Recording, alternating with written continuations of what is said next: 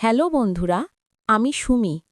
আজ আমি আপনাদের যে গল্পটি শোনাতে যাচ্ছি সেটি আমার জীবনেরই একটি গোপন অধ্যায়। জানি না সমাজ আমাকে কোন চোখে দেখবে, কিন্তু মনের জমানো কথাগুলো কাউকে না বলতে পেরে আজ আপনাদের সামনে তুলে ধরছি। আপনারা যারা আমার এই চ্যানেলে নতুন, তারা দয়া করে চ্যানেলটি সাবস্ক্রাইব করে বেল আইকনটি বাজিয়ে দিন, যাতে আমার জীবনের পরবর্তী ঘটনাগুলো আপনারা মিস না করেন। বিয়ে হয়েছে আমার প্রায় ৫ বছর। স্বামী, সংসার আর ৪ দেয়ালের মাঝে বন্দী আমার জীবন। আমার স্বামী রফিক সাহেব পেশায় একজন ব্যাংকার। মানুষ হিসাবে তিনি মন্দ নন, কিন্তু অফিসের কাজের চাপে আমাকে দেওয়ার মতো সময় বা ভালোবাসা কোনোটাই তার হাতে থাকে না। সকাল ৮টায় বেরিয়ে যান আর ফিরতে ফিরতে রাত ১১টা। ক্লান্ত শরীরে খেয়ে দিয়ে ঘুমিয়ে পড়েন।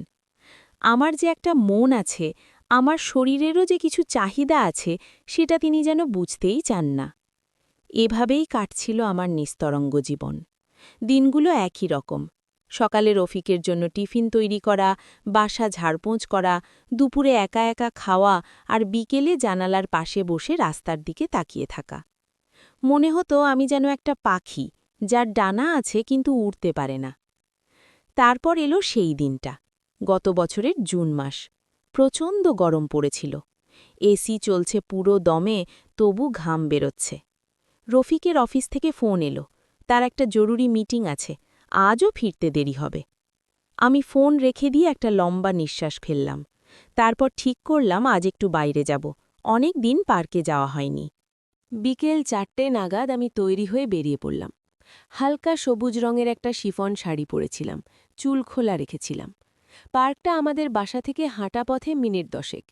গিয়ে দেখি গরমের জন্য লোক কম। কয়েকটা বাচ্চা দৌড়াদৌড়ি করছে, দু-একজন বুড়ো বেঞ্চে বসে আছে। আমি একটা ছায়া ঘেরা বেঞ্চে গিয়ে বসলাম। হাতে একটা বই নিয়েছিলাম, কিন্তু পড়তে ইচ্ছে করছিল না, শুধু চারপাশ দেখছিলাম। হঠাৎ চোখ পড়ল একজনের দিকে। উনি একটু দূরে একটা গাছের নিচে দাঁড়িয়েছিলেন। লম্বা, ফর্সা, চড়া কাঁধ, পরনে সাদা শার্ট আর কালো প্যান্ট। চুজ একটু অগোছালো, কিন্তু সেটাই যেন ওকে আরও আকর্ষণীয় করে তুলেছে। উনি মোবাইলে কথা বলছিলেন, গলার আওয়াজ গম্ভীর। আমি জানি না কেন, কিন্তু চোখ সরাতে পারছিলাম না। কিছুক্ষণ পর উনি ফোন কেটে আমার দিকেই এগিয়ে আসতে লাগলেন। আমার বুক ধড়ফড় করতে শুরু করল। কাছে এসে দাঁড়ালেন, হাসলেন। সেই হাসিতে যেন একটা জাদু ছিল। একা বসে আছেন? উনি জিজ্ঞেস করলেন। গলায় একটা মিষ্টি ভারী আওয়াজ। আমি একটু ইতস্তত করে বললাম, হ্যাঁ, একটু হাওয়া খেতে এসেছি। মাইন্ড করবেন না তো যদি পাশে বসি? আমি মাথা নাড়লাম। উনি বসলেন। দূরত্বটা এত কম যে ওর শরীরের হালকা সুগন্ধ আমার নাকে এসে লাগছিল। আমার শরীরে যেন একটা শিহরণ খেলে গেল। আমি আরিয়ান। উনি নিজের পরিচয় দিলেন। প্রায়ই এখানে আসি, আজ প্রথম আপনাকে দেখলাম। আমি সুমি, আমি বললাম। তারপর একটু হেসে যোগ করলাম, অনেক দিন আসা হয়নি। আরিয়ান হাসলেন। তারপর শুরু হলো আমাদের কথা। প্রথমে সাধারণ কথা, আবহাওয়া, পার্কের সৌন্দর্য, শহরের ব্যস্ততা। কিন্তু ধীরে ধীরে কথা গভীর হতে লাগল। উনি বললেন তিনি একটা আইটি কোম্পানিতে কাজ করেন, প্রায়ই বিদেশ যান। বিয়ে করেননি এখনও। বললেন, ভালোবাসা খুঁজছি, কিন্তু পাচ্ছি না। যাকে পাই তার মন অন্য কারুর কাছে বাঁধা। আমি চুপ করে শুনছিলাম। উনি আমার দিকে তাকিয়ে বললেন, আপনার চোখে একটা অভিমান আছে, কেউ যেন আপনাকে ঠিকমতো দেখে না। আমার গলা শুকিয়ে গেল। এতদিন পর কেউ আমার মনের কথা এভাবে বুঝল। আমি চোখ নামিয়ে নিলাম। সন্ধ্যা নামতে শুরু করল। আরিয়ান উঠে দাঁড়ালেন। চলুন একটু হাঁটি। আমি উঠলাম, পার্কের ভিতর দিয়ে হাঁটতে লাগলাম। কথা বলতে বলতে সময় কখন কেটে গেল বুঝতেই পারিনি। উনি আমার পাশে হাঁটছিলেন, মাঝে মাঝে হাত দিয়ে আমার কাঁধের কাছে এসে থামছিলেন, যেন ছুঁতে চান কিন্তু ছোঁয় না। আমার শরীরে যেন বিদ্যুৎ খেলে যাচ্ছিল। হঠাৎ একটা ঝোড়ো হাওয়া বইল, আমার শাড়ির আঁচল উড়ে গেল। আরিয়ান তাড়াতাড়ি হাত বাড়িয়ে ধরে দিলেন। ওর আঙুল আমার কোমরে এক মুহূর্ত ছুঁয়ে গেল। আমার শরীর কেঁপে উঠল। চোখে চোখে তাকালাম। ওর চোখে একটা গভীর আকর্ষণ। আমি তাড়াতাড়ি চোখ সরিয়ে নিলাম। আপনার ফোন নাম্বারটা দিন তো, উনি বললেন। আমি ইতস্তত করলাম, কিন্তু কি যেন একটা জাদুতে আমি নাম্বার দিয়ে দিলাম। বাসায় ফিরে এসে আমি অনেকক্ষণ আয়নার সামনে দাঁড়িয়ে রইলাম। আমার গাল লাল হয়ে আছে, শরীরে একটা অদ্ভুত উত্তেজনা। রফিক ফোন করে বললেন, আজ রাতেও ফিরতে পারবেন না, অফিসে থেকে যাবেন। আমি কিছু বললাম না, শুধু বিছানায় শুয়ে আরিয়ানের কথা ভাবতে লাগলাম। পরের দিন সকালে ফোনটা বেজে উঠল। অচেনা নম্বর। রিসিভ করতেই ওপাশ থেকে আরিয়ানের গলা। গুড মর্নিং সুমি, আজও পার্কে যাবেন? আমার হৃৎপিণ্ড যেন লাফিয়ে উঠল। আমি বললাম, দেখি। কিন্তু বিকেলে আমি আবার গেলাম, এবার আরও সুন্দর করে তৈরি হয়ে। আরিয়ান অপেক্ষা করছিলেন। দেখেই হাসলেন। আজ আরও সুন্দর লাগছে আপনাকে। আমি লজ্জায় মাটির দিকে তাকালাম। দিনগুলো এভাবেই কাটতে লাগল। প্রতিদিন বিকেলে পার্কে দেখা, কথা বলা, হাঁটা। মাঝে মাঝে ওর হাত আমার হাতে ছুঁয়ে যেত। আমার শরীরে যেন আগুন লেগে যেত। কিন্তু আমরা কখনো সীমা লঙ্ঘন করিনি, শুধু চোখে চোখে কথা বলতাম। একটা গোপন ভাষা, যা শুধু আমরা দুজন বুঝতাম। একদিন বৃষ্টি নামল হঠাৎ। আমরা পার্কের একটা ছোট শেডের নিচে দাঁড়ালাম। ভিজে গিয়েছিলাম দুজনেই। আরিয়ান আমার দিকে এগিয়ে এলেন, খুব কাছে। আমি পিছিয়ে যেতে চাইলাম, কিন্তু পারলাম না। ওর হাত আমার ভেজা চুল সরিয়ে দিলেন, আঙ্গুল আমার গালে, ঘাড়ে বুলিয়ে দিলেন। আমার শ্বাস ভারী হয়ে এলো। আমি চোখ বন্ধ করলাম। ওর ঠোঁট আমার কানের কাছে এসে ফিসফিস করে বললেন, সুমি, আমি আর নিজেকে ধরে রাখতে পারছি না। আমার শরীর কাঁপছিল। আমি কিছু বলতে পারলাম না, শুধু ওর দিকে তাকিয়ে রইলাম। সেই মুহূর্তে আমার ফোন বেজে উঠল। রফিক। আমি তাড়াতাড়ি সরে গেলাম, ফোন ধরলাম। রফিক বললেন, কোথায় আছো? আজ তাড়াতাড়ি ফিরব। আমি কোনো রকমে বললাম, বাইরে একটু। বৃষ্টি থামার পর আমি বাসায় ফিরে এলাম, কিন্তু মন পড়ে রইল আরিয়ানের কাছে। তারপর থেকে আমাদের দেখা আরও ঘন ঘন হতে লাগল, কখনো পার্কে, কখনো একটা কফি শপে। আরিয়ান আমাকে বলতেন, তুমি আমার জীবনে এসেছ যেন একটা স্বপ্ন হয়ে। আমি তোমাকে হারাতে চাই না। আমিও ধীরে ধীরে ওর প্রতি আকর্ষিত হয়ে পড়ছিলাম। রফিকের সঙ্গে আমার সম্পর্কটা যান্ত্রিক হয়ে গিয়েছিল, কিন্তু আরিয়ানের সঙ্গে প্রতিটি মুহূর্ত যেন জীবন্ত। একদিন আরিয়ান বললেন, চলো না, কোথাও ঘুরতে যাই, শুধু আমরা দুজন। আমি জানতাম এটা ঝুঁকি, কিন্তু আমার মন মানছিল না। আমি রাজি হয়ে গেলাম। আর সেই যাত্রাই আমার জীবনের সবচেয়ে বড় রহস্যের শুরু। কি হয়েছিল সেই দিন? কেন আজও আমার মন কাঁপে সেই স্মৃতি ভেবে? সেই দিনটা ছিল শুক্রবার। রফিক সকালে বলে গিয়েছিলেন, তার অফিসের একটা ট্যুর আছে, দুদিনের জন্য রাজশাহী যাবেন, শনিবার রাতে ফিরবেন। আমার মনের মধ্যে একটা অদ্ভুত উত্তেজনা খেলে গেল। আরিয়ানকে ফোন করলাম। ওর গলায়ও একই উত্তেজনা। কাল সকালে বেরোব? উনি জিজ্ঞেস করলেন। কোথায় যাব? সারপ্রাইজ, তোমাকে বলবো না, শুধু তৈরি হয়ে নিও। আমি সকাল ৯টায় আসব। পুরো রাত আমার ঘুম হল না।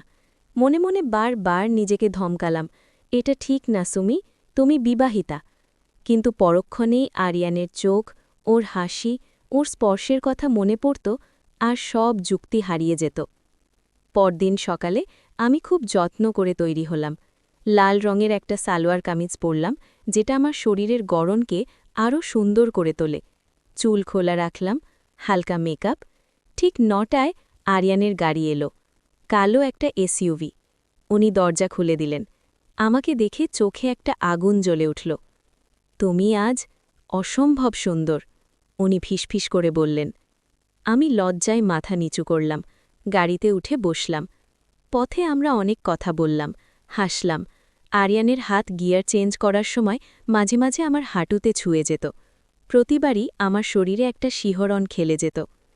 প্রায় ১.৫ ঘণ্টা পর আমরা পৌঁছালাম একটা রিসর্টে, ঢাকার বাইরে, নদীর ধারে, চারপাশে সবুজ, নির্জন। আরিয়ান আগে থেকেই বুক করে রেখেছিলেন একটা প্রাইভেট কটেজ। দরজা খুলতেই আমার চোখ কপালে উঠল।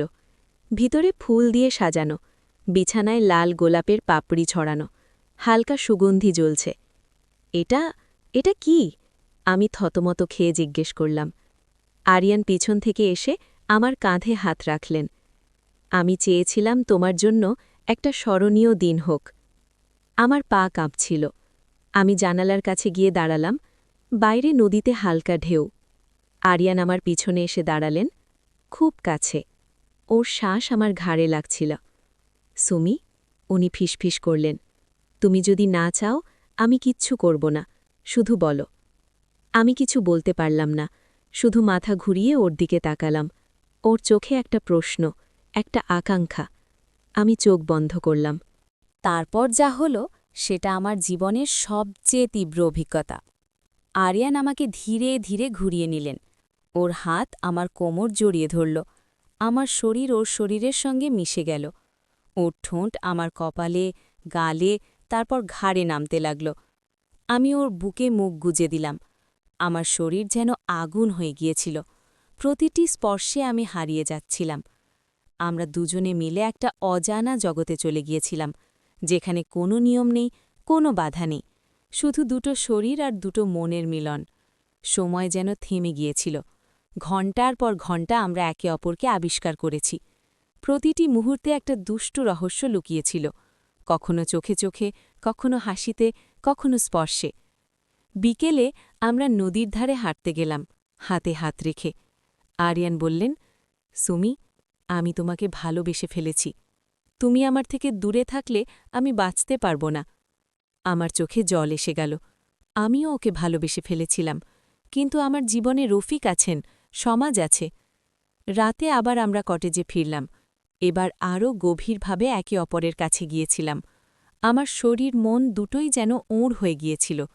ঘুমের আগে আরিয়ান আমাকে জড়িয়ে ধরে বললেন, কাল সকালে আমরা ফিরব, কিন্তু এই স্মৃতি আমাদের সঙ্গে থাকবে চিরকাল। পরদিন সকালে আমরা ফিরলাম। পথে আমরা খুব একটা কথা বলিনি, দুজনের মনেই একটা ভার। বাসার কাছে নামিয়ে দিয়ে আরিয়ান বললেন, আমি অপেক্ষা করব তোমার ফোনের। বাসায় ফিরে এসে আমি অনেকক্ষণ বাথরুমে দাঁড়িয়ে কাঁদলাম। আনন্দের কান্না, অপরাধবোধের কান্না। রফিক রাতে ফিরলেন। আমি স্বাভাবিক থাকার চেষ্টা করলাম, কিন্তু ওর স্পর্শে আর আগের মতো অনুভূতি হচ্ছিল না। তারপর থেকে আরিয়ানের সঙ্গে আমার দেখা চলতে লাগল, গোপনে। কখনো ওর ফ্ল্যাটে, কখনো অন্য রিসর্টে। প্রতিবারই একটা নতুন রহস্য, নতুন উত্তেজনা। কিন্তু সঙ্গে বাড়তে লাগল ভয়, কেউ জেনে ফেললে কি হবে। একদিন রফিকের ফোনে একটা মেসেজ এলো। আমি দেখে ফেললাম। আমার আর আরিয়ানের একটা ছবি কেউ গোপনে তুলেছে। মেসেজে লেখা, আপনার বউকে চিনতে পারছেন? আমার পা থেকে মাটি সরে গেল। রফিক তখনও দেখেননি, কিন্তু যেই দেখবেন। আমি আরিয়ানকে ফোন করলাম, কাঁদতে কাঁদতে সব বললাম। উনি বললেন, চিন্তা করো না, আমি সব ঠিক করে দেব। কিন্তু তারপর থেকে আরিয়ানের ফোন বন্ধ। 1 সপ্তাহ পার হয়ে গেল। আমি পাগলের মতো খুঁজলাম। ওর অফিসে গেলাম, বললে উনি ছুটিতে। ওর ফ্ল্যাটে গেলাম, তালা ঝুলছে। আমি বুঝলাম আরিয়ান চলে গেছেন, হয়তো ভয় পেয়ে, হয়তো আমাকে বাঁচাতে। কিন্তু আমার মন ভেঙে গুড়িয়ে গেল। আজ 5 বছর হয়ে গেল সেই ঘটনার। রফিক কখনো জানতে পারেননি। আমি আবার সেই 4 দেয়ালের মাঝে বন্দী। কিন্তু মনের এক কোণে এখনও আরিয়ানের স্মৃতি জলজল করে। সেই দুষ্টু রহস্য, সেই নিষিদ্ধ স্পর্শ, সব যেন স্বপ্ন ছিল। কিন্তু আমি জানি সেটা স্বপ্ন নয়, সেটা আমার জীবনের সবচেয়ে সত্যি অধ্যায়। বন্ধুরা, এখানেই আমার গল্প শেষ। হয়তো আপনারা আমাকে দোষ দেবেন, হয়তো বুঝবেন, কিন্তু আমি শুধু এটুকু বলবো, ভালোবাসা কখনো কখনো এমনভাবে আসে যে তার সামনে সব নিয়ম হার মানে। যদি গল্পটা আপনাদের মনে দাগ কাটে, তাহলে লাইক করুন, শেয়ার করুন, আর কমেন্টে জানান আপনারা কি ভাবছেন। চ্যানেল সাবস্ক্রাইব করে রাখুন, হয়তো ভবিষ্যতে আরেকটা গোপন গল্প শোনাব। টেক কেয়ার বন্ধুরা, সবাইকে অনেক ভালোবাসা।